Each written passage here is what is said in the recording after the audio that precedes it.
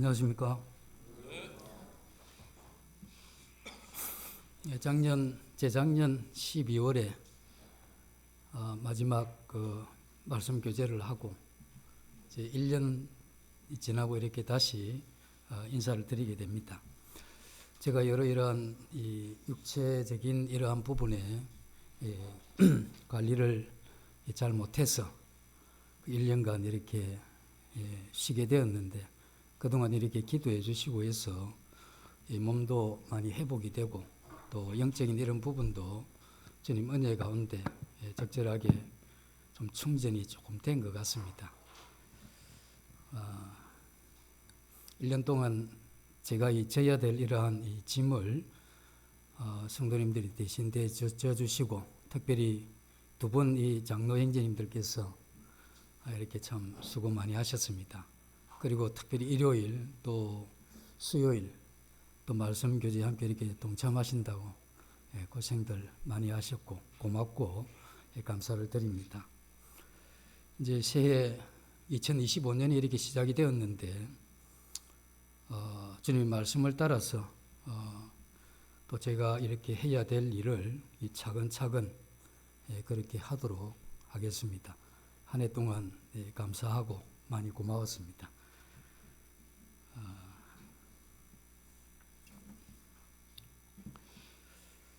오늘은 마태복음 5장 44절입니다.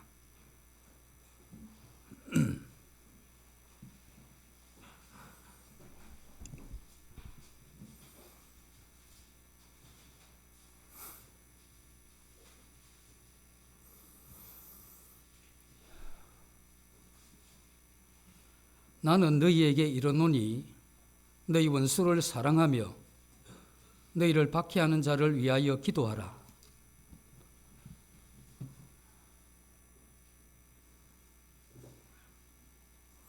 마태복음 5장부터 이렇게 보시면 어쩌면 우리의 행위로 하나님의 이러한 백성이 되는 듯한 이러한 이 암시들이 조금 나와 있습니다.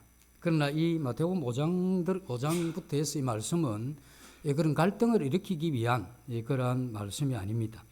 마태복음 5장부터 해서는 천국 백성이 어떤 사람인가 하는 그 본질, 그 정체성이라 하죠. 천국 백성의 이러한 이 정체성과 또 그들의 생활이 어떠해야 하는지에 대해서 강론하는 것이 마태복음 5장부터의 이러한 말씀입니다. 마태복음 5장부터 이렇게 시작되는 팔복으로 시작된 하나님 나라의 백성의 이러한 이 정체성은 내 자신의 이 내면 세계가 변화된 사람이고, 이 변화된 사람은 이 땅에 이 빛과 소금의 이러한 사람들이며, 마땅히 이러한 사람은 이런저러한 삶을 살아야 된다고 하는 이것이 마태복음 5장에서 시작하는 이와 같은 말씀의 흐름입니다. 그래서 이 마태복음 5장부터 해서 보면 형제와 화해하고 또 용서하는 이런 문제가 나옵니다. 그리고 마음에 미워하는 자는 이미 살인했다고 하는 이러한 말씀이 나옴으로써 주님께서 새로운 이러한 율법을 우리에게 말씀을 해주고 있습니다. 구약시대나 예수님 당시에 이 바리새인들이나 서기관들이 가졌던 그러한 율법은 이 건물로 보면 이 밖에서 안으로 보는, 다시 말해서 이러한 행위를 통해서 이 거룩함을 판별하려고 하는 그와 같은 것이라고 하면, 우리 주님께서 이 땅에 오셔가지고 그 내면 세계의 이러한 변화를 통해서 일어나는 이와 같은 삶의 변화는 그 안에서부터의 이러한 변화를 시작을 해서 그 사람이 주님이 원하시는 그와 같은 이 선한 삶을 산다고 하는 이런 면에서 보면 이 구약의 이러한 율법과 주님이 이 새롭게 제시하는 이러한 율법은 완전한 이러한 차이가 있다고 이렇게 볼 수가 있습니다. 외적으로 율법을 지킴으로써 완전한 사람이 되고 도덕적인 사람이 된다고 하는 이건 율법의 이러한 성취가 아닙니다. 율법의 성취는 우리가 내면으로부터 거듭난 이러한 생명에 힘입어서 우리가 영적으로 충만하게 될 때 그와 같은 이 충만함이 우리 인격을 변화시키죠. 인격을 이렇게 변화시키게 되면 그러한 인격을 통해서 나오는 이와 같은 이 삶을 이야기합니다. 그래서 그러한 사람은 심령이 가난한 자죠. 왜냐하면 이 생명이 나로부터 시작된 것이 아니고 위로부터는 하나님으로부터 시작된 것이기 때문에 그것을 빼고 나면 참 가난한, 그래서 주님 앞에 이러한 은혜를 구하지 않을 수 없는 이 심령이 가난한 자가 되는 이것은 예수 그리스도의 생명을 통해서 변화된 이러한 사람만이 가능하다고 하는 겁니다. 그리고 그러한 사람은 이 세상에 이 하나님의 영광과 그 이름이 높여지지 않는 이것에 대해서 애통해하는 그러한 마음이 있죠. 왜냐하면 이러한 생명을 얻지 못하면 그가 영원한 절망과 이 사망으로 갈 수밖에 없기 때문에 이 하나님의 영광이 이 땅에 이루어지지 않는 이것이 자신의 어떤 환경이나 사람들의 관계에서 오는 이러한 어려움보다 그것이 더 마음에 이렇게 애통해하는 이러한 사람이 되죠. 그리고 우리 안에 이러한 생명이 넘치게 되면 원수들을 향해서도 굉장히 온유한 그러한 마음을 가지게 되는 것입니다. 그리고 이러한 사람은 세상에서 자기의 지위가 높아지고 또 많은 것을 가졌다 할지라도 그것이 만족해야 하지 않고 의에 줄이고 목마른 이러한 사람이 되는 것, 이것이 새로운 율법을 주신 우리 주님께서 우리에게 이루고자 하는 그러한 사람이죠.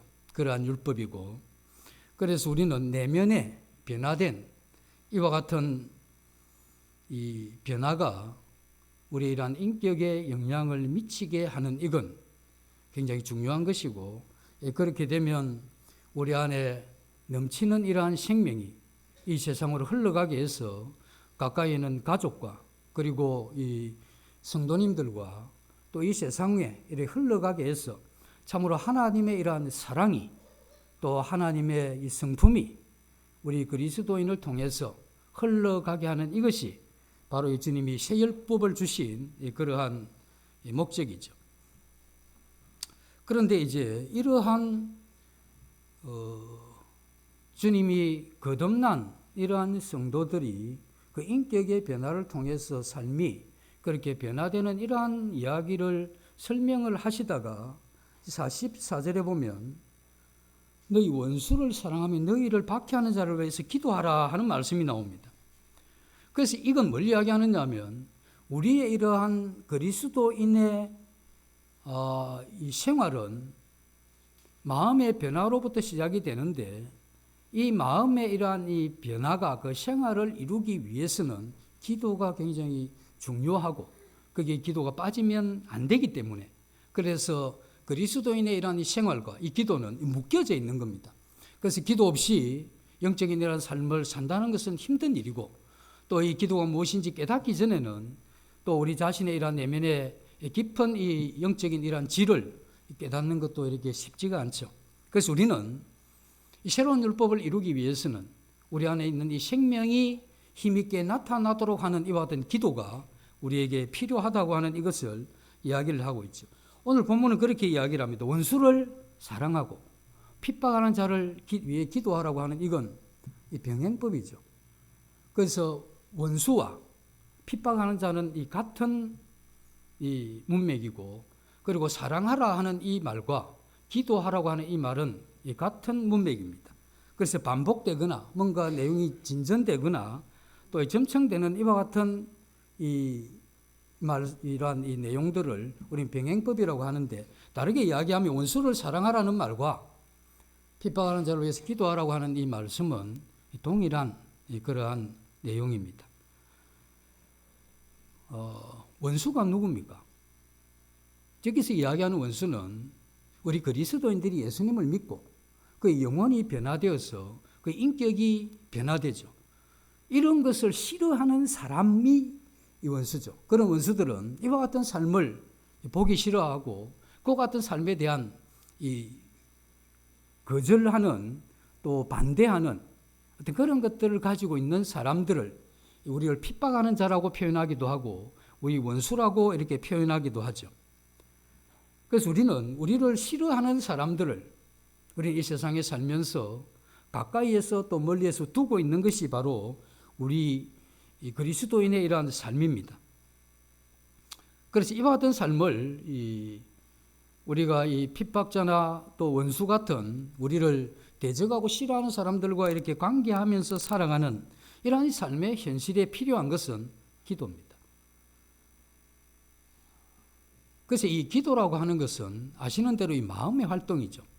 그래서 내 마음이 생명을 가졌고 또 주님이 이러한 뜻을 이루어 가야 되는데 이 일을 이루기 위해서 우리가 이렇게 기도하게 되죠. 이 기도라고 하는 이것은 우리 마음에서 일어나는 건데 우리 마음은 기쁠 때도 있고 슬플 때도 있고 미워할 때도 있고 좋아할 때도 있잖아요. 그래서 우리 마음에 이러한 이 정신작용이 우리 마음에 이 자리 잡게 되는데 우리의 이러한 마음이 이 기도를 해야 되는 건 알아요. 근데 기도가 잘 안 될 때 있죠. 내가 마땅히 저렇게 살아야 되기 때문에 그 힘이 하나님으로부터 오는 것을 알기 때문에 이 기도를 하는데 기도가 안 될 때가 있습니다. 그런 경험을 해보셨습니까? 참 기도 안 되면 참 힘듭니다. 그래서 기도가 안 되면 이거 좀 안 되는구나 이 정도가 아니고 굉장히 심각한 문제를 이 자신이 안고 있기 때문에 기도가 안 되는 이건 가볍게 지나칠 그러한 문제가 아닌 겁니다. 그래서 우리는 어떤 사람은 기도를 호흡이라고 이야기를 하죠. 기도가 호흡이라고 하면 밥 먹는 것보다 쉽잖아요. 그런데 성경에 이 기도라고 하는 건데 생명을 연장시키는 면에서의 호흡이지 그게 쉽다고 하는 측면에서의 호흡이 아닙니다. 그래서 기도에 힘쓰라고 하는 이건 기도가 쉬운데 뭘 힘씁니까? 숨쉬기를 힘쓸 필요가 어디 있습니까? 그러나 이 기도라고 하는 이거는 만만치 않는 것입니다. 이게 쉬운 게 아니죠. 그럼 어떤 분이 이제 내가 기도 안 되는데 어떻게 하면 좋겠습니까? 이렇게 물으면 안 돼도 기도를 해라. 이러면 힘들잖아요. 안 되는데. 그때는 기도를 좀 쉬어라 라고 이야기를 하죠. 그럼 기도를 쉬되 뭘 해야 되느냐 하면 우리 마음을 따뜻하게 해야 되는 겁니다. 우리의 마음을 덮인다고 하죠. 마음을 어떻게 따뜻하게 하느냐? 그것은 우리가 때로 경건의 서적을 읽으면 어떤 내용에서 참 감명받는 일이 있잖아요. 그 순간. 그리고 또 우리가 설교를 들을 때 그 긴 설교 가운데 어떤 한 부분의 내용이 마음에 이렇게 와닿게 됩니다. 또 그리고 우리가 찬양을 할 때 마음을 모으고 찬양을 할 때 어떤 가사가 또 우리 마음을 울리는 그런 때도 있죠. 그때 우리 마음이 잠깐 이 마음의 이러한 이 정서가 움직이는 그걸 경험하죠. 그때 하나님께서 우리에게 다시 기도할 수 있는 문을 조금 또는 많이 여는 그러한 시간이죠. 그래서 우리는 기도가 안 될 때 해야 되는 것이 뭐냐면 우리의 마음을 따뜻하게 해야 되는 겁니다. 그래서 이건 이제 예를 들면 이런 겁니다. 시골에 이렇게 사셨던 분들은 경험하겠지만 그 아궁이 자체가 이 집하고는 이게 밖에 나와 있기 때문에 뭐 찬바람이나 이런 게 많이 들어오죠.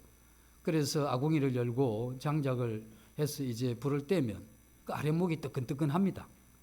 그러면 이제 거기 잠을 자는데 이 새벽이 되면 굉장히 또 추워요. 그래서 이제 아버지나 어머니 나가가지고 다시 이렇게 불을 지피는데 다시 불을 지피면 잘 안 붙습니다. 이 불쑤시기를 통해서 이렇게 해도 자꾸 꺼지죠. 왜냐하면 굴뚝을 통해서 찬 기운이 계속 내려오기 때문에. 그러나 만약에 굴뚝이 뜨끈뜨끈하면 불쑤시기를 가지고 조금만 해도 불이 확 붙어버려요. 기도가 불쑤시개라고 하면 아궁이는 우리 마음과 같은 겁니다. 그래서 우리 마음이 따뜻하지 않으면 기도가 참 힘들어요. 그래서 기도가 안 되면 우리 자신이 내 마음이 영적인 이런 면 쪽에서 많이 좀 벗어났다고 이렇게 생각을 하면서 우리 마음을 덮여가는 이런 게 필요하죠. 그리고 우리가 이 기도가 안 될 때 왜 이 기도가 안 되는지에 대한 원인을 우리가 생각하고 그걸 찾아내서 그걸 처리를 해야 되는 겁니다. 왜 내가 기도가 안 되는지. 홍수가 나면 이제 많은 산사태도 나죠. 이 산은 굉장히 큰 이 댐과 같은 곳입니다. 그 산은 많은 물을 머금죠. 비가 웬간히 와도 그 산이 이 물을 머금습니다. 그 집중적으로 이렇게 비가 많이 오게 되면 이 흙과 흙이 이렇게 응집력이 약해졌죠. 응집력이 약화되면서 이 나무도 밀어내 버리고 그다음 돌도 밀어내 버립니다. 그럼 이 상사태라고 하죠. 그렇게 되면 그 밀려나온 나뭇가지나 또는 이 돌들이 이렇게 비가 많이 오면 흘러내려옵니다. 그런데 이제 계곡 그 마지막 지점에 있는 안전했던 이 다리가 있으면 이제 그 다리빨 교각이 있죠. 그러면서 흘러오던 그 나무가 이제 이 교각에 걸리는 겁니다. 그럼 뭔가 찌꺼기도 걸리게 되죠.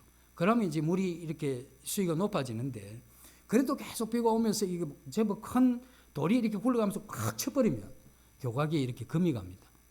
그리고 어느 순간 이 교각이 금이 가면서 무너지면서 위에 상판이 무너져 버리는 이와 같은 일들이 일어나게 되죠. 우리의 이러한 삶은 이 물이 이렇게 잘 흘러가야 되는 겁니다. 그래서 하나님으로부터 받은 이러한 은혜가 우리의 마음을 통해서 이 세상으로 잘 흘러가야 되는데, 이걸 흘러가지 못하게 하는 이게 교각에 걸린 나무나 여러 가지 이런 것들이 막는 거죠. 그래서 하나님으로부터 온 이러한 은혜를 막기도 하고, 내 마음을 통해서 흘러가야 되는 그와 같은 것도 막기도 하는 이와 같은 일들이 우리 마음에 일어나게 됩니다. 그리고 어느 날 그 교각이 확 무너지면서 이 상판이 내려앉아 버리죠. 그 상판이 우리의 이러한 이 삶이라고 하면, 어느 날 우리의 영적인 이러한 삶이, 특별히 헌신과 봉사함과 이런 섬김의 이러한 삶이 어느 날 무너져 버립니다. 그래서 우리는 갑자기 어떤 형제님이 자매님이 내가 지금까지 해오던 이걸 이제 못하겠습니다, 이렇게 이야기를 하면, 그 섬김을 이제 멈추겠습니다라고 이야기를 하면, 우리는 생각할 때 이제 갑자기 변화돼서 뭔가 일이 있었는 모양이다. 그게 아니고, 그가 그와 같은 헌신을 포기하기 전에 이미 그의 이러한 마음에 수없이 많은 찌꺼기들이 쌓인 거죠. 하나님으로부터 이러한 은혜가 흘러가지 못하게 했던 이게 쌓이면서 그 교각이 무너지니까 이게 섬김의 이러한 이 다리가 깨져버리는 것과 마찬가지로 우리 이러한 헌신과 섬기와 봉사의 이러한 가치와 그 힘을 잃어버렸기 때문에, 그래서 그걸 한다는 게 너무 힘들어 버린 거죠. 그래서 쉬겠다고 하는, 또 섬김을 멈추는, 또 헌신을 멈추는 모든 이러한 원인들은 우리 자신의 내면에 하나님으로부터 흘러가는 이와 같은 생명의 힘이 어떤 것에 의해서 걸렸고 그것이 많아져 버린 거죠. 그래서 우리는 자연스럽게 어떤 적절한 이러한 이유를 이야기하면서 쉬게 되는데, 그건 결코 그 자신이 영적인 어떤 이런 면이 성장하고 성숙해가고 또 발전되어져 가는 과정에서 일어나는 일은 아니다고 하는 겁니다. 그래서 우리의 이러한 마음은 계속해서 정화되어야 되죠. 그래서 끊임없이 이 세상은 우리에게 그와 같은 것들을 주죠. 주님을 향해서 흘러가게 하는, 또 흘러오게 하는, 또 세상을 향해서 흘러가게 하고 흘러오게 하는 이와 같은 이 사랑의 통로를, 그 영적인 이러한 흐름의 통로를 여러 가지 이러한 일들을 통해서 그걸 막아버리는 겁니다. 그렇게 되면 기도하기가 힘들게 되죠. 그래서 우리는 기도하지 못하게 하는 이걸 치워버릴 필요가 있고, 또 하나는 우리의 마음을 따뜻하게 할 필요가 있죠. 이 두 가지가 되어져야 우리의 영적인 이러한 삶이 계속된다는 겁니다. 제가 참 좋아하는 말씀 중에 하나가, 무릇 지킬 만한 것보다 네 마음을 지키라, 생명의 근원이 이에서 남이니라 하는 이 말씀은 제가 참 좋아하는 구절 중에 하나인데, 근데 성경에 보면 그 마음을 내가 지켜야 되느냐 아니면 하나님이 지켜주시나, 이렇게 물론 그 두 말씀이 다 있습니다. 어떤 때는 하나님이 내 마음을 지켜주신다고 했다가, 어떤 때는 또 나보고 지키라고 하고, 사뭇 오해할 수 있는 이러한 말씀인데, 그러나 이건 그런 오해할 수 있는 게 아니고 이 통일된 이러한 답을 우리에게 주는 겁니다. 왜 마음을 지켜야 되느냐 하면, 하나님의 이러한 생명의 흐름이 계속해서 흘러가게 하기 위해서는 내 마음을 내가 지키지 않으면 이게 막히죠. 그래서 이 마음을 지키지 못하게 되면 우리 영적인 이런 부분들이 무너지면서 우리의 이러한 삶이 같이 무너져 버립니다. 그게 아무리 합당한 이유가 있다 할지라도 그 주님 앞에 그렇게 이야기할 수 있는 게 아니죠. 그럼 우리가 꾸준하게 해야 되는 이것은 어떻게 하면 우리가 이와 같은 마음을 지켜갈 것인가, 그리고 정말 내 마음을 내가 지켜야 되는지 하나님이 지켜주셔야 되는지, 이것에 대해서 분명한 이해를 돕기 위해서 말씀을 드리겠습니다. 이 말씀만 들으시면 평생 이 마음을 내가 지키는지 주님이 지켜주시는지에 대한 그러한 이 의문은 끝난다고 이렇게 봐집니다. 성경의 가르침에 의하면 인간은 이 자유로운 선택을 할 수 있습니다. 죄를 선택할 수도 있고 또 선을 선택할 수 있습니다. 이러한 선택을 하게 될 때 우리가 이렇게 살펴보면 우리가 선한 것을 선택을 했잖아요. 섬김이나 또 봉사나 헌신 이런 아름다운 주님의 뜻이 맞는 이런 것을 우리가 선택을 했는데 문제가 뭐냐면 그 선택은 했는데 행할 힘이 없습니다. 행할 힘이 없기 때문에 좋기는 한데 못하는 거죠. 맞다고 하지만 못 가는 겁니다. 그 왜냐하면 선택을 했는데 선을 행할 수 있는 이러한 마음이 사람에게 없습니다. 그래서 우리는 기도를 통해서 하나님의 도움으로 우리는 이와 같은 선한 일을 해가게 되죠. 그럼 어떻게 됩니까? 내가 선한 일을 하게 될 때 그때 이것은 내가 했다고 이야기를 할 수 있느냐는 겁니다. 선택은 내가 있지만 그러나 그거 행할 수 있는 힘은 누가 주신 겁니까? 하나님이 주신 거죠. 반대로 이야기하면 어떤 악한 것을 선택하는 것도 우리 자유입니다. 악한 것을 선택을 했을 때는 하나님 없이 내 안에 있는 이 악으로 충분히 악을 행할 수 있습니다. 그러면 이 세상에 내 삶을 통해서 행한 모든 악한 것은 나 때문에 그런 거죠. 그럼 내가 살아가면서 모든 좋은 것은 하나님의 은혜죠. 그러면 여기에서 내 마음을 지킨다고 했을 때 우리가 뭘 할 수 있겠습니까? 내가 그 선을 선택하는 겁니다. 내가 해야 돼. 그냥 그것까지 해 주십시오. 이런 거는 없습니다. 그 다음에 뭘 해야 되겠습니까? 선택했다고 안 되잖아요. 해야 되는 것. 하나님 앞에 간절히 기도로 그 선한 삶을 살 수 있도록 구하는 것. 이렇게 함으로써 우리의 마음을 지켜가는 겁니다. 그럼 하나님이 우리 마음을 지킨다는 건 뭡니까? 한 성도가 선을 선택하고 선을 행할 수 있는 힘을 달라고 했을 때 하나님이 그 힘을 주셔서 그 일을 하게 하잖아요. 그래서 하나님이 그런 측면에서 우리의 마음을 지킨다는 겁니다. 그래서 우리의 마음을 지키는 것은 우리 자신과 하나님의 이 은혜 두 가지가 이렇게 합쳐지면서 우리의 마음을 지키는 것입니다. 그래서 이런 것이 이루어져야 하늘로부터 오는 이와 같은 생명의 이러한 흐름이 계속되는 겁니다. 그래서 우리는 이 두 가지 중 한 가지만 하지 않아도 영적인 삶이 안 됩니다. 그래서 기도가 여기 나오는 이유가 뭐냐면 그것을 선택을 한다 할지라도 핍박한 자를 위해서 기도하려고 내가 해야 되죠. 그러면 그를 용서하고 사랑할 수 있는 힘은 어디서 오는 겁니까? 위에서. 그래서 우리는 내가 용서가 안 되고 또 거기에 대해서 용납이 안 되는 이유가 어디에 있습니까?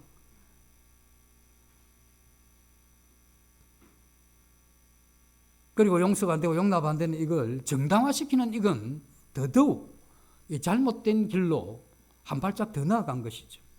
그것이 이제 견고해지면 우리 마음 가운데 일어나는 그 딱딱함이 그런 형태로 이루어지는 겁니다.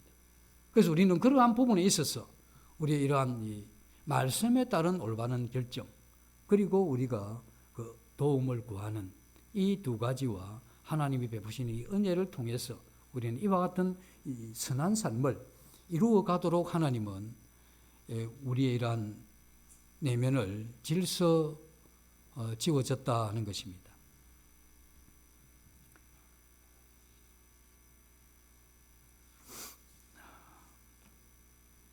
그래서 이제 우리가 좀 더 이렇게 생각해 보는 것은 우리의 이러한 마음 있죠. 우리의 이러한 마음은 한 면은 우리 영혼과 연결이 되어 있습니다. 그래서 그 마음의 말과 생각과 행동을 보면 그 위인이 어떠한 걸 안다고 하잖아요. 그래서 뭐냐면 우리는 사람 얼굴만 보고 모릅니다. 그 사람이 말하는 것과 행동하는 걸 통해서 특별히 말을 통해서 그 위인의 어떠함을 알 수 있는 겁니다. 그래서 우리의 이러한 말이나 행동, 이건 우리의 마음에서 나오는 건데 이 마음은 영혼과 관계되어 있죠. 또 하나 우리의 마음은 이 세상과 연결되어 있습니다. 그래서 오감을 통해서 우리가 보고 느끼고 맛보고 생각하게 하는 이 세상에 일어나는 이 수없이 많은 이런 것들이 우리의 마음을 통해서 우리에 영향을 끼치게 됩니다. 그래서 우리의 마음은 그런 면에서 우리는 많이 들은 것에 영향을 받게 됩니다. 그리고 처음 들은 것에 영향을 받게 되죠. 그래서 이러한 부분에 대해서 굉장히 조심을 해야 되죠. 나이가 들면 젊었을 때와는 달리 듣게 되면 이전에 같이 그렇게 빠르게 반응을 잘 안 합니다. 왜냐하면 항상 그가 이야기하는 이러한 면에 이면이 생각이 들고 또 다른 면에서 이러한 생각을 해보기 때문에 그의 입장이 그렇다는 건 이해하지만 그러나 그게 전부라고 이렇게 받아들이는 이건 우리 어릴 때의 이야기고 나이가 들면 잘 그렇게 안 하죠. 왜 그러냐면 우리의 이러한 마음이 어디에 영향을 받느냐 하는 이게 굉장히 중요한 겁니다. 우리가 만약에 세상에 이게 나쁜 것을 자꾸 좋다고 생각을 하고 또 그것이 옳다고 계속 이렇게 생각하면 그는 악한 성향을 띠게 됩니다. 그래서 하나님은 아니더라고 이야기를 하는데 나는 그걸 계속해서 맞다고 이야기를 하잖아. 오늘 뭐 본문의 이야기를 보면 미워하는 건 맞습니까? 틀립니까? 틀리잖아요. 근데 어떠한 이 논리나 합리적인 이야기를 해서 그걸 맞다고 이렇게 자꾸 자리를 잡으면 그럼 어떻게 되겠습니까? 악한 성향을 띈다 이 이야기입니다. 그게 비록 그 하나뿐 아니라 우리가 보는 이런 가운데 분명히 하나님 말씀이 나쁘다고 했는데 그러나 그것을 괜찮다, 그럴 수밖에 없다, 인간인지라 뭐 이런 뭐 등등의 이유를 생각하면서 우리는 그것을 계속해서 맞다고 이렇게 하게 되면 그는 악한 사람이 되고 그리고 그 자신과 그 주위에 있는 사람들에게 악한 영향을 미치게 된다는 겁니다. 그걸로 하면 하나님의 이러한 말씀이 감격이 되고 감동이 되면 계속해서 그 말씀을 생각을 하죠. 그 말씀이 그게 옳다, 맞다 이렇게 생각을 하게 되면 우리가 말을 하거나 행동하거나 그렇게 하게 되죠. 옳은 것을 하잖아요, 사람이. 그렇게 되면 그 사람은 선한 사람이 되는 겁니다. 그리고 그 주위에 있는 사람 선한 영향을 미치게 되죠. 그 사람은 이제 이것으로 끝나는 게 아니고 하나님께서 우리에게 뭘 주시느냐 하면 이 창조적인 이러한 성향을 줬습니다. 우리는 이 마음에서 어떤 것을 기억하고 생각합니다. 악한 것과 나쁜 것을 자꾸 생각을 하죠. 그걸 창조해냅니다. 자꾸 만들어내죠.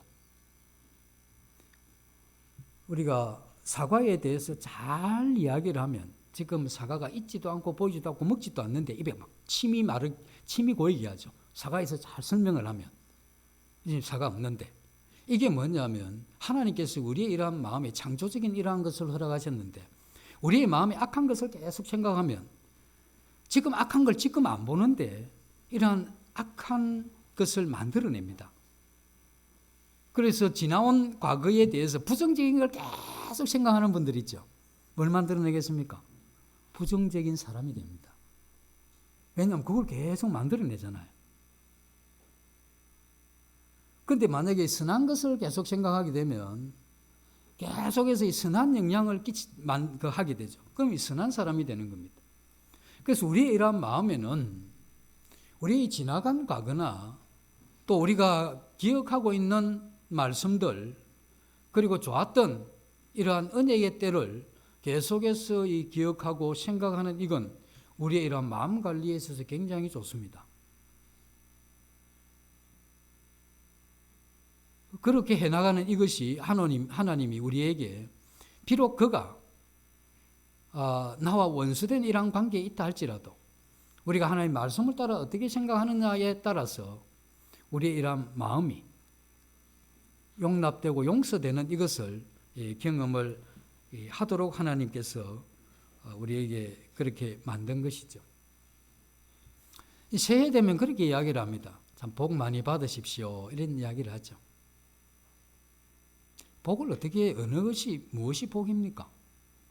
이 복이라고 하는 이게 그렇습니다. 이제 어떤 분이 기도를 합니다. 하나님 몸에 건강이 좋지 않는데 도와주시가 나 건강하게 좀 도와주십시오. 뭐 하나님 아버지 앞에 그 기도하는 게 얼마나 좋은 겁니까? 돈이 없을 때 하나님 돈 좀 주십시오. 아버지한테 돈 달라는 게 무슨 잘못입니까? 기도하십시오. 네? 또 뭐 언제 하나님 그 기도를 들으시고 그렇게 사람을 통해서나 여건 환경을 통해서도 주실 수 있잖아요. 그래서 저는 뭐 돈 좀 주십시오, 건강하게 해달라고 기도하는 이거 굉장히 좋게 생각하는 사람입니다. 불로소득 말고 하나님이 다양하게 주시죠. 그런데 이제 하나님 그렇게 묻습니다. 내가 네 병을 낫게 하고 건강하게 하면 그 몸으로 뭐 할 거냐 이렇게 묻는 겁니다. 그럼 이제 내가 생각할 때 하나님 그러면 좋죠. 내가 편안하고 그럼 돈 많이 주면 뭐 할 거냐? 좀 빚도 갚고 사업도 한번 벌려보려고 합니다. 그럼 어떤데? 그럼 제가 좋죠. 이렇게 이야기를 하잖아요. 그 우리 좋으려고 기도하는 건 맞죠. 근데 우리가 여기에서 생각해야 되는 것은 하나님이 우리에게 건강도 주시고 돈도 주시는데 그 마지막 지점이 나라고 하면, 내가 좋은 그것이 마지막 종착지라고 하면 성경에서는 이걸 자신을 우상화한다고 이렇게 이야기하는 겁니다. 건강해서 뭐 할 거냐? 그래서 나 건강함으로써 다른 사람의 이 도움 없이 그들에게 피해를 끼치지 않고 내가 건강하게 살 뿐 아니라 또 이 건강한 몸으로 하나님의 이 선한 뜻을 내가 이루어가기를 원합니다. 이게 얼마나 좋습니까? 돈 많으면 뭐 할 거냐? 뭐 여행도 하고 뭐도 사고 뭐도 사고 그런 것도 나쁘다기보다 최종 목적이 하나님이 이렇게 주시면 이 세상에 하나님 나라의 이런 확장을 위해서 그 일에 내가 어떻게 이 부분에 대해서 흘러가게 하는 이게 제 마음의 소원입니다. 이렇게 되면 이건 그 건강이나 돈이 우상화되는 게 아닙니다. 근데 우리의 이러한 욕심이 그 마지막 지점을 어디에 솟느냐면 나와 내 가정 여기서 끊어버린 거죠. 그래서 이 우상화시키는 이 일이 하나님 보실 때 주는 게 좋을지 안 주는 게 좋을지 하나님 참 생각하시게 만들어 드리는 거죠. 우리의 이러한 이 결정들이. 무슨 말씀이냐 하면 우리의 이러한 이 복은 하나님께서 우리에게 주시는 이 모든 것이 내게 머물게 하는 이게 복이 아니다 이 이야기를 하는 겁니다. 복이 마지막 종착지가 내가 되는 것, 내가 잘 되고 내 자녀가 잘 되고 내 가족이 잘 되고 뭐가 잘 되고 이게 전부 잘 되는 그것만 우리가 이야기한다면 그건 성경에서 이야기하는 복이 아닙니다. 그건 안 믿는 사람도 구하는 게 똑같은 거잖아요. 우리에게 생명이 있는 이 사람이 하나님 우리에게 새로운 율법을 주신 게 뭡니까? 우리의 이러한 본질이 변해서 우리 인격이 변하고 인격이 변해서 우리의 이러한 이 사랑의 삶이 흘러가게 하는 이게 하나님의 이러한 율법의 완성이잖아요. 하나님이 우리가 하나님을 사랑하고 그 사랑받은 사랑의 힘으로 이웃을 사랑하는 이게 새로운 율법의 진수지 않습니까? 하나님 그걸 이야기를 했는데 우리가 마지막 종착점을 내 자신으로 삶아버리면 하나님 주시는 거는 감사, 흘러가게 하는 거 막아버리잖아요. 그래서 이 막는 게 뭐냐면 우리 기도가 막히게 하는 거고 이 막는 게 결국은 우리의 이러한 삶을 무너지게 하는 거죠. 내 삶이 무너지는데 하나님 앞에 가치 없는 삶을 내가 만들어내는데 그런데 내가 돈 많고 내 건강하면 이건 하나님 앞에 내 하루를 하나님 앞에 계수할 수 없고 계산할 수 없는 건데 이게 내 인생에 무슨 복이냐는 거죠. 잠시 있다가 가는 세상인데 그 조금 편하고 하는 그게 영원한 이러한 생명의 가치와 비교할 수 없는 거지 않습니까? 그래서 우리의 이러한 하나님 앞에 우리가 복을 구해야 되는데 어디 있을 거냐 하는 이것에 대해서 명백한 답을 가져야 되는데 오늘 또 이 말씀을 들으면 또 그렇게 이야기를 하죠. 흘러가게 해야 되게 말은 이제 또 그렇게 이야기하는데 본질이 안 바뀌면 그 말의 변화는 필요 없습니다. 주님이 바리새인들 보고 주님이 제자들에게 바리새인의 말을 들으면 그들의 말은 듣고 본받지 말아 하잖아요. 우리는 말은 그렇게 할 수 있습니다. 흘러가게. 그건 안 흘러가게 하잖아요.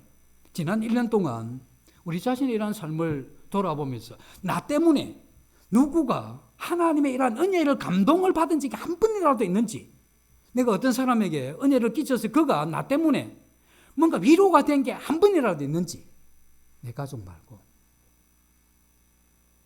그건 뭘 이야기하느냐 우리 흘러가게 하는 이런 것을 우리가 실패한다고 하면 우리 그리스도인이라는 삶이 무너지는 거죠.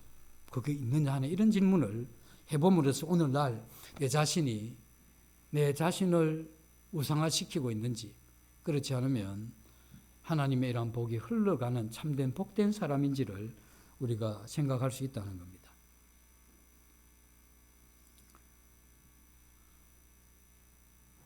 우리가 이제 여기 원수를 사랑하고 핍박하는 자를 위해서 기도하라고 하잖아요. 원수가 어떤 사람이 원수입니까? 좀 사랑하는 사람은 이거 고치세요, 저거 고치세요, 안 고치니까 힘듭니다 이러면서 뭐 싸우거나 다투거나 뭐 계속 그렇게 이야기를 해요. 그건 사랑이 남아있으니까 그렇습니다. 원수가 되면 어떻습니까? 그 원수가 내게 와서 내가 어떤 것을 고치면 되겠습니까? 이러면 필요 없다. 당신이 원하는 게 뭐냐? 내 눈앞에서 사라져주는 게 제일 좋겠다.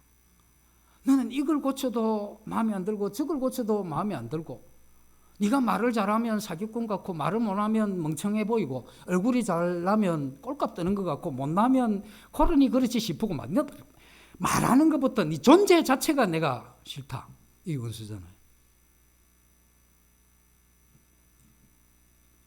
우리가 예수님을 안 믿을 때, 우리가 죄인 되었을 때, 그때 우리가 하나님과의 원수된 상태였죠.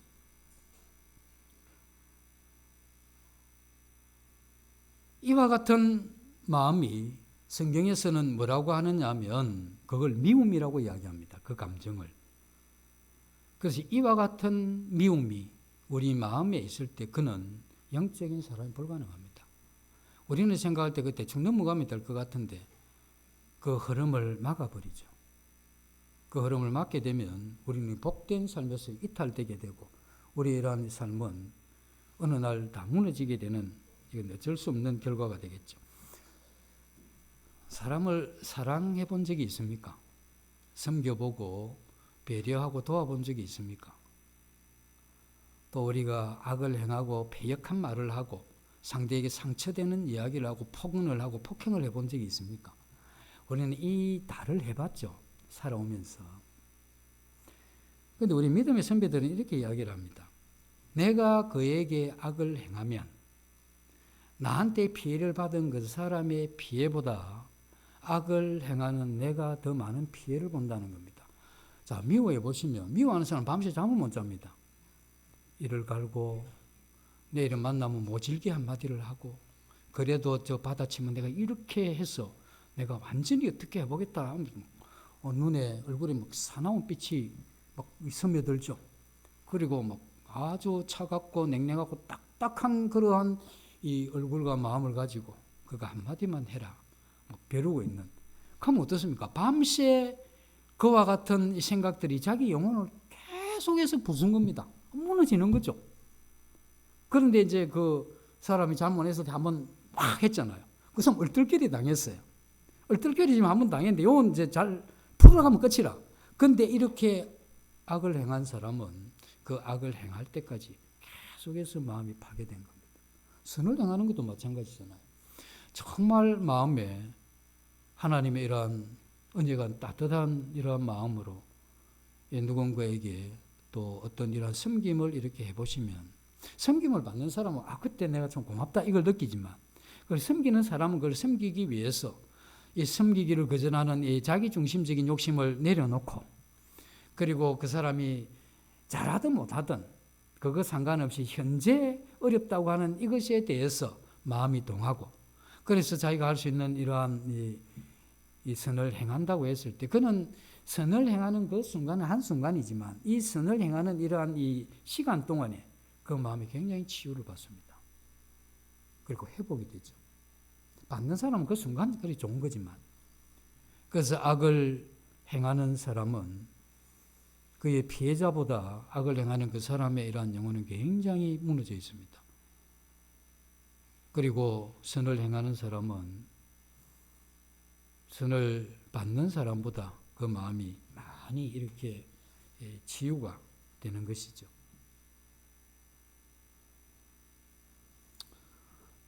참 용서도 마찬가지입니다.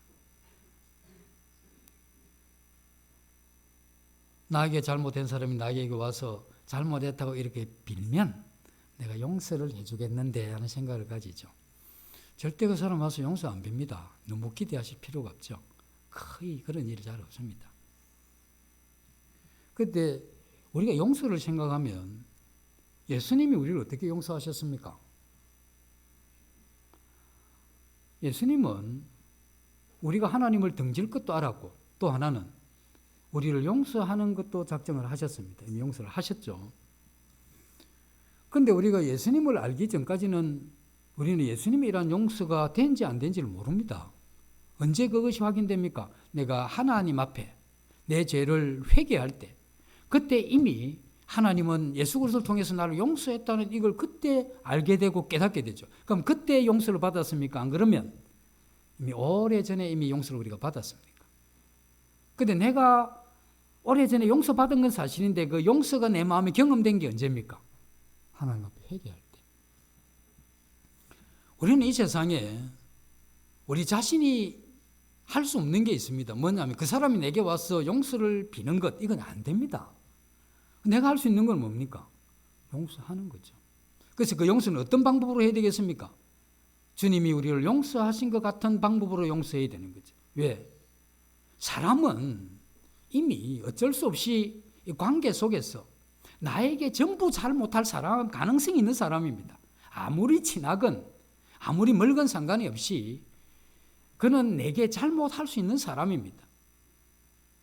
그래서 예수님 베드로를 향해서 그렇게 이야기를 하죠. 네가 돌이킨 후에 네 형제를 굳게 하라. 이 뭐냐면 베드로가 죄도 안 졌는데 예수님 이미 용서해 놓고 네가 잘못하게 되면 나를 부인하고 그렇게 하게 되는 그것이 지나고 나면 다시 네가 돌이켜서 네 형제들을 굳게 하라. 이건 뭐냐면 이미 그가 죄도 짓기 전에 용서해 놓은 거지. 그럼 우리 그리스도인들의 이러한 삶은 어떻게 해야 되겠습니까? 이미 모든 성도와 이 세상에 있는 모든 사람들에 대해서 이미 용서해 놓는 게 필요합니다. 그때 가서 용서할까 말까 이게 아니고 이미 용서해 놓는 거죠. 그리고 용서할 일이 발생할 때 우리는 주님이 나를 용서하신 것 같이 나도 그를 마음에서 깊이 용서하게 되면, 근데 어느 날 잘못한 사람이 와서 잘못했습니다 이러면 나는 뭐 용서해 줄 게 없잖아요. 그건 이미 오래전에 그가 내게 잘못하기 전부터 이미 용서했으니까. 이것이 주님께서 우리에게 가르치는 그러한 용서죠. 그래서 이게 이제 이런 흐름이 되는 겁니다. 우리가 예수 그리스도이라는 생명을 가지고 우리의 인격이 변화되고 변화된 인격을 통해서 우리는 이 세상의 사람들을 섬기고 봉사하고 헌신하고 그들에게 사랑을 베풀게 되죠. 베풀게 되는데 이제 우리 마음에 문제가 생깁니다. 그것이 이제 성경에서는 미움으로 또 원수로 또 우리를 핍박하는 자로 이렇게 표현을 하겠죠. 그런 대상이 이렇게 생기게 되면 우리가 해야 되는 이와 같은 이 삶에 문제가 생깁니다. 그 자체가 하늘로부터 오는 이와 같은 이 사랑의 이 생명을 막아버리기 때문에. 그래서 그게 막히게 되면 내가 사랑의 사람이 안 되죠. 내 안에 사랑이 없게 되면 우리 마음에 내가 받았던 그 영향을 따라서 그렇게 살게 되는 악한 삶이 가능하게 되고 벗어나기 힘든 겁니다. 그러면 우리 마음 가운데 그와 같은 이 세상에 하나님의 이러한 은혜가 흐르지 못하는 이걸 우리가 제거해야 되죠. 그래서 우리 마음을 따뜻하게 하고 또 그 문제를 해결해야 되는데 그 중에 하나가 나에게 원수같이 행했던 사람들 또 내게 잘못했던 이러한 사람들이 항상 거기에는 자리 잡게 되는 겁니다. 그래서 우리는 사랑이 흐르지 못하게 하는 건 이거죠. 이와 같이 흐르지 못하게 하는 이걸 우리가 해결하지 않고서는 우리는 복된 사람이 될 수가 없죠. 복이라고 하는 건 하나님의 이러한 사랑이 흘러가게 하는 사람인데 이걸 지금 내가 막고 있기 때문에 내가 복된 사람이 될 수가 없습니다. 그리고 이 막고 있는 이건 그냥 막는 정도가 아니고 우리 영혼을 파괴시키다고 하는 이걸 봐야 되는 겁니다. 하나님이 내 원수를 내보다 더 사랑해서 나 조금 사랑해놓고 그 사람을 용서하라, 기도하라 이런 식으로 오해할 수 있잖아요. 하나님은 그 원수를 더 사랑해서가 아니고 내가 그를 미워하고 그를 향해서 분노하는 이것이 내가 정당하다 할지라도 그 정당한 미움이 내 영혼을 파괴한다는 걸 하나님이 아시기 때문에 그걸 하나님이 막으신 겁니다. 그래서 하나님이 그 원수를 위해서가 아니고 내 영혼을 참으로 사랑하시기 때문에 그걸 막은 거죠. 이걸 우리가 어느 날 깊이 이렇게 깨닫게 되면 무서운 겁니다. 어떻게 하나님이 오해할 수 있는 그러한 말씀이 그게 정말 나를 위한 내 영혼을 위한 그렇게 이 아름다운 그러한 말씀이구나 하는 이걸 깨닫게 되면 우리가 작정을 하죠. 나는 모든 사람에 대해서 용서했다. 그래서 내 마음에 그렇게 어떤 사람이든 미움을 두고 이러한 미움을 가진 상태에서 그를 대하는 사람이 없도록 작정하는 겁니다. 이게 내 마음을 지키는 거죠. 그러면서 그렇게 살게 해달라고 기도하면 그렇지 않습니다. 지금 마음에 맺히는 분이 혹 있을 수가 있죠. 그러나 이러한 이 과정을 통해서 우리는 이 부분을 해결하게 되면 하나님의 이러한 사랑이 흘러가게 되면 그때 비로소 나는 이 복 있는 사람으로 이 땅에 살게 되는 겁니다. 그러니까 주님은 이 새로운 율법을 우리에게 주실 때 이건 우리의 행복을 위해서 주신 겁니다. 그리고 새로운 율법을 주실 때 우리 보고만 해라고 한 것이 아니고 그 은혜를 구하라고 한 것이죠. 그래서 마태복음 5장의 산상수훈을 시작을 하면서 팔복을 시작하면서 이렇게 쭉 흘러가는 그 중간 지점에 원수를 사랑하고 핍박하는 자를 위해서 기도하라고 하는 이 기도를 거기 넣어놓은 이유는 우리의 이러한 삶의 이전에 우리에게 필요한 건 기도고 기도 이전에 우리에게 필요한 건 우리 마음이 말씀을 따라가겠다고 하는 이 결단입니다. 이게 오늘 마태복음 5장에서 우리에게 알려주고자 하는 굉장히 중요한 그러한 부분이죠. 그래서 올 한 해 정말 이 복된 행복한 그러한 삶을 그렇게 사시기를 바랍니다. 그래서 이와 같은 이 결단과 또 마음을 깊이 한 이 기도는 참 우리 이러한 생애를 크게 변화시킬 거고 어제와는 다른 우리의 미래가 이와 같은 과정을 통해서 하나님 앞에 영광이 되고 또 우리의 성도들을 서로 사랑하고 섬기는 가운데 이 교회가 충분히 부응합니다. 그래서 우리 각자가 이 인생에 대해서는 자기의 이런 책임이 있기 때문에 생각을 하시고 좋은 자기의 마음을 지키는 이러한 쪽으로 가시면 좋겠습니다.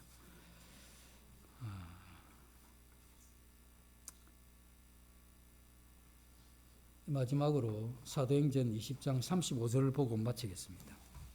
사도행전 20장 35절입니다.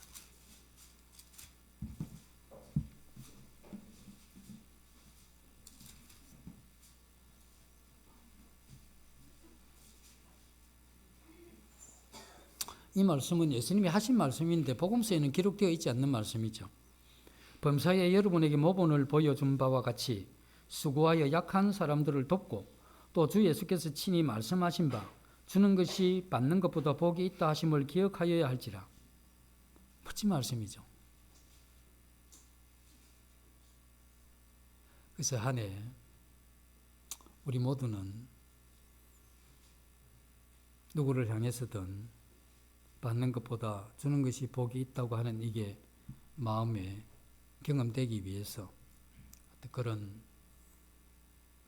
분들을 향해서 이와 같은 이 섬김의 이러한 삶을 살아가시면 좋겠습니다. 잠시 기도하고 마치겠습니다.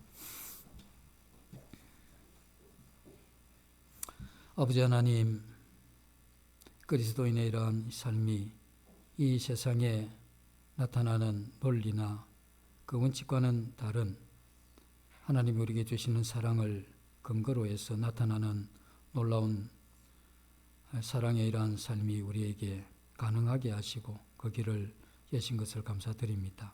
주님 말씀을 깨닫게 하시고 그 말씀을 따라 결정하고 그 말씀을 따라서 우리가 주님의 도움을 힘입고 주님의 이러한 말씀이 이 땅에 이루어지는 가운데 우리의 이러한 행복한 삶이 있는 것을 보게 하셔서 그 삶을 추구하는 저희들 될 수 있도록 도와주시기를 간절히 원하며 이 모두를 예수님 이름으로 감사하며 기도드리옵나이다. 아멘.